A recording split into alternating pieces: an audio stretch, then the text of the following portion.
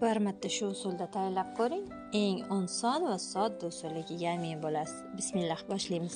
Piyozni to'g'raymiz, go'shtni qiymalaymiz, kartoshkani somoncha qilamiz. Qovurishni qiymadan boshlaymiz. Ketidan piyoz solamiz, tuz va ziravorlar solib, yaxshilab qovuramiz. Kartoshkalarimizni ham solib 5 minutga dimlab qo'yamiz. Endi xamirga navbat.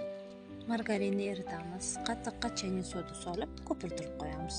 Shunaqa ko'pirib chiqadi. Ozgina sovigan margarin ustiga tuz, qatiq va bitta tuxum chaqib, yumshoqqina xamir qilamiz.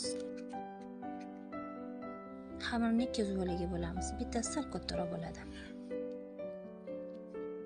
Tingan xamirni olib, gaz listiga yoyamiz. Issiqqina nachinkamizni solamiz. Ikkinchi xamirimiz bilan ustini yopib, 180 gradusda qizib turgan duxovkaga 30 minutga jo'natamiz. Mana ko'rdinglarmi? Osongina usul, yoqimli ishtaha.